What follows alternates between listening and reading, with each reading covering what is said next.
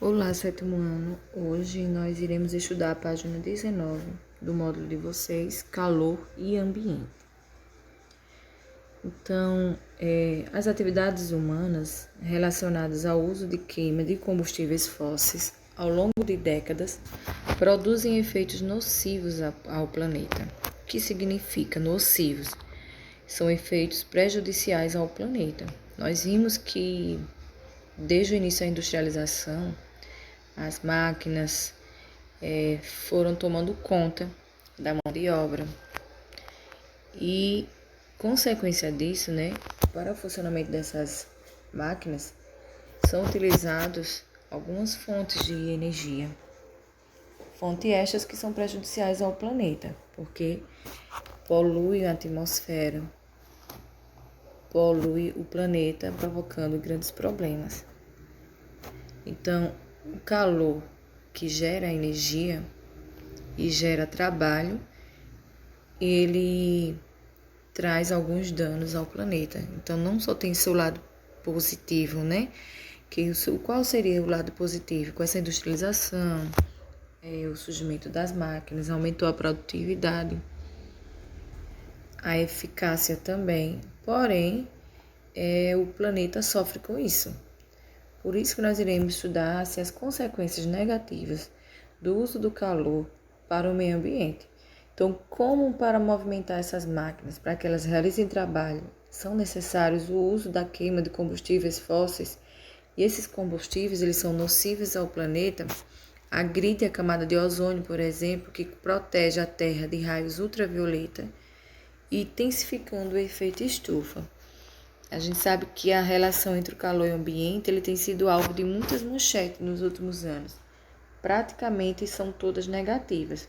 Algumas, como por exemplo, em 2017, nós temos a manchete que diz o seguinte: mudanças climáticas contribuíram para a onda de calor deste verão. 2009, petroleiras deveriam pagar a conta do aquecimento global. 2016, os riscos de poluição do aquecimento global para a saúde. Então, existem outras manchetes e a gente vê que as manchetes elas são atuais e que as consequências disso vêm aumentando cada dia, cada ano, cada tempo que se passa. Então, vamos observar aí esse pequeno esquema. Nós temos aí a atividade humana. A atividade humana, ela produz resíduos. Então, que atividades são essas? Essas atividades, desde desmatamento, para a criação de gado, para a extração de matéria-prima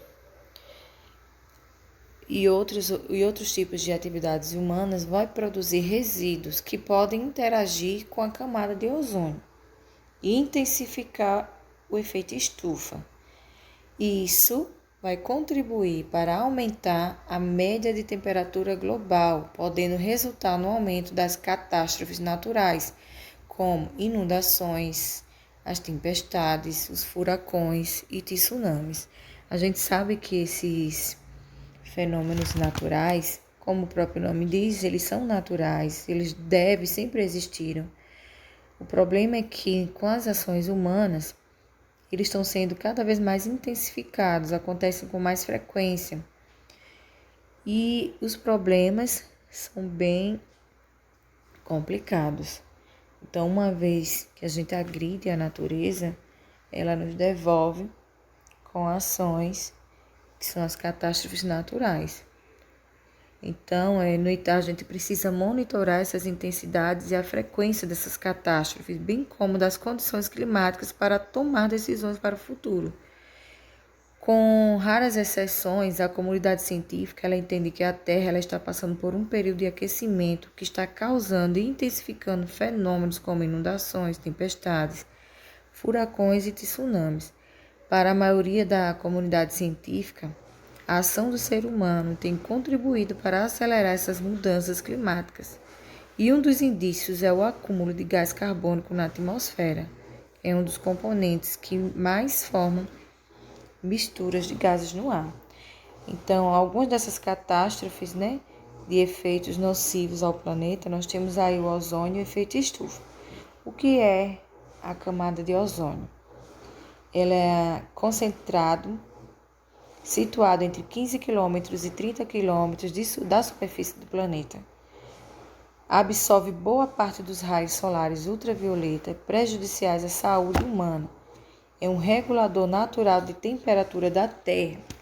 Algumas reduções na espessura da camada de ozônio, elas são consequências das atividades humanas.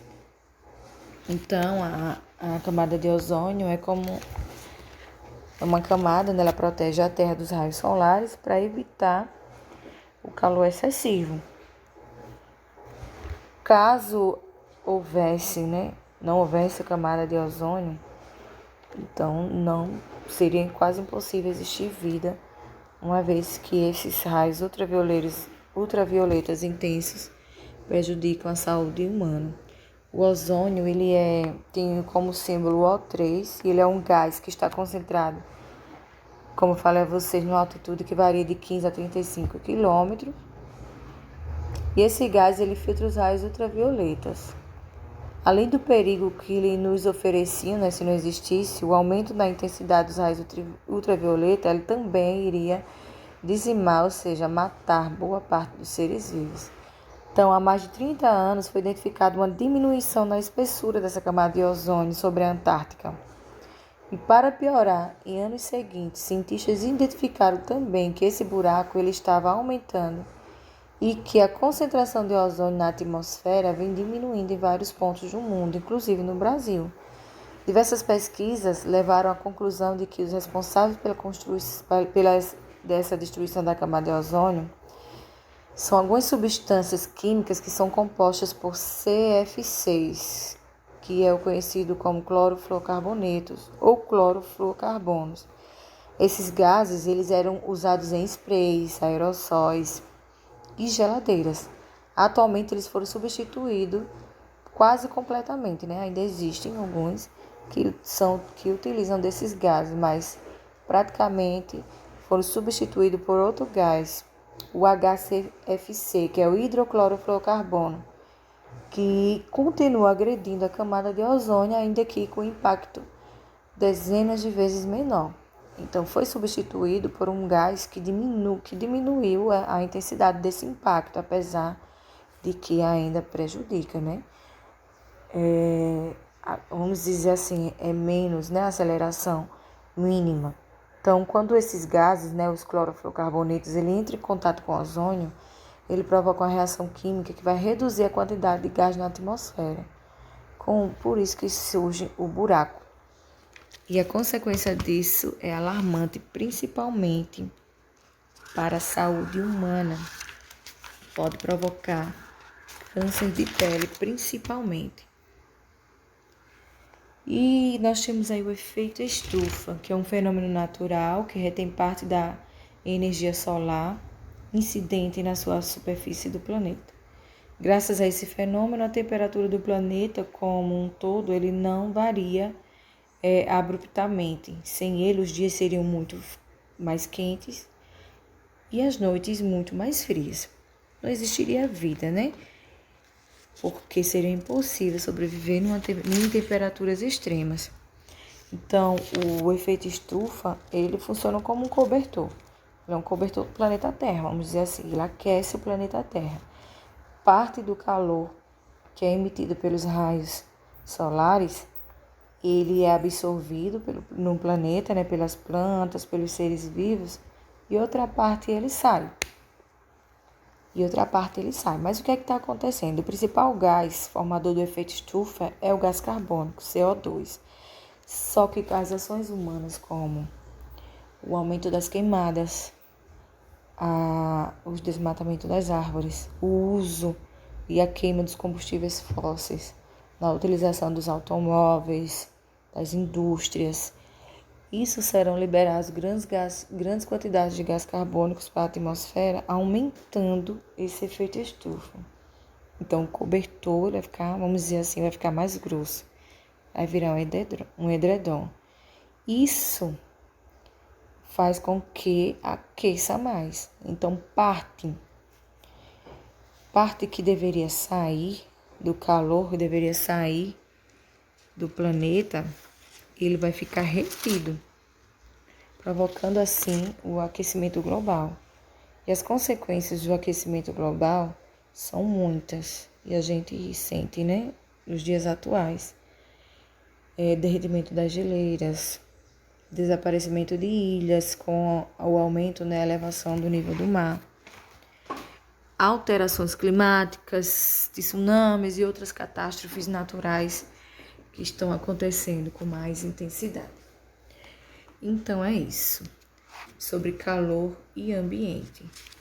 Vocês então vão ficar com a atividade da página 24, as questões 1, 2 e 3 e 4. Estou nas páginas 24.